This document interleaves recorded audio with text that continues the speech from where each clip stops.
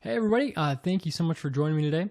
This is going to be the first video in what will be a long series of instructional videos of material designed to make music theory concepts a little bit more accessible to guitar players.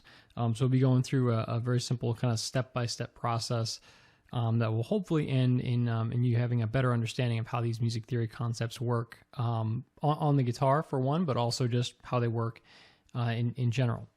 So long story short, most guitar players, when they learn their scales, specifically major and minor scales and some of their modes, tend to learn them going across the neck this way. So for example,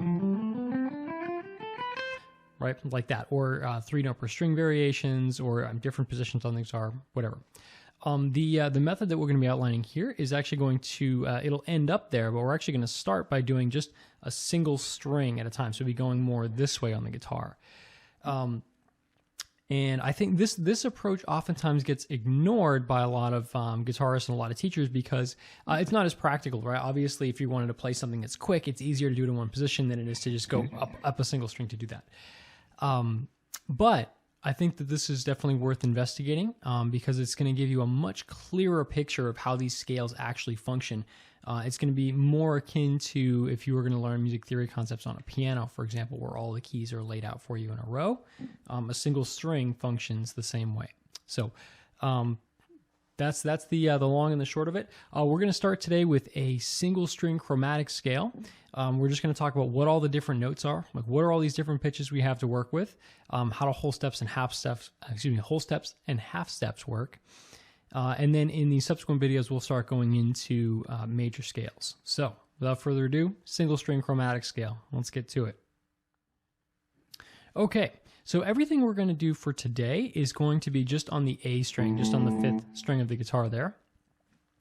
Now, we're going to start off by just talking a little bit about whole steps and half steps. So a half step is essentially the smallest unit of measurement that we have in the Western system of music.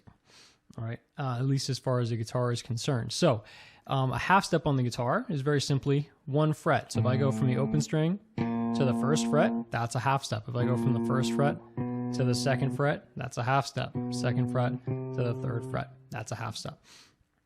If we were to take 2 of those half steps and put them together, so for example, if I went from the 1st fret to the 3rd fret, that would be a whole step. So half step, whole step.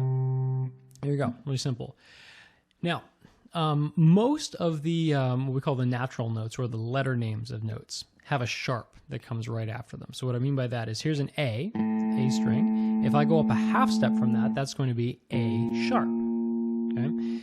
And then once we've done the sharp version of the note, we'd typically go on to the next letter name. So again, A sharp, and then we would go to the next letter, which would be B.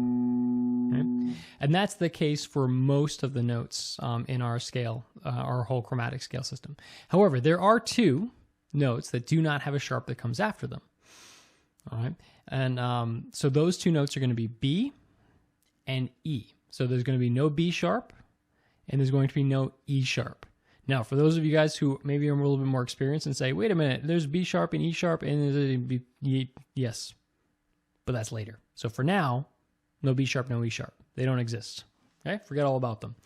And we'll cover those down the line as necessary. So if you need a little guitar tip to remember, these 2 strings here, B and E. B and E. Those are our 2 notes right there that do not have the sharp that comes after them. So with all that in mind, let's go through the whole chromatic scale now. We now have all the information we need to make it through the full chromatic scale. So again, starting at A, up a half step would be A sharp. And then we go on to the next letter, which would be B. Now, so B is one of those 2 notes that doesn't have a sharp that comes after them. So instead of going to B sharp, we actually go right to C.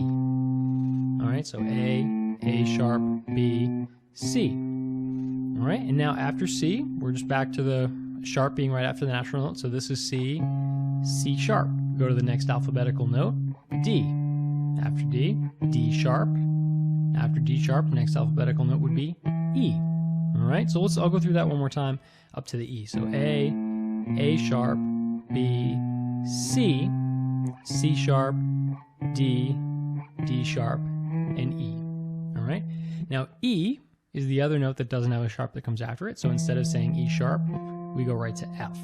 So there's E is at the 7th fret here, and then F at the 8th. Okay? And let's just finish it up from here. So F sharp, G, G sharp, and then after G sharp, we go back around again to the beginning of the musical alphabet, and we're at A again. All right.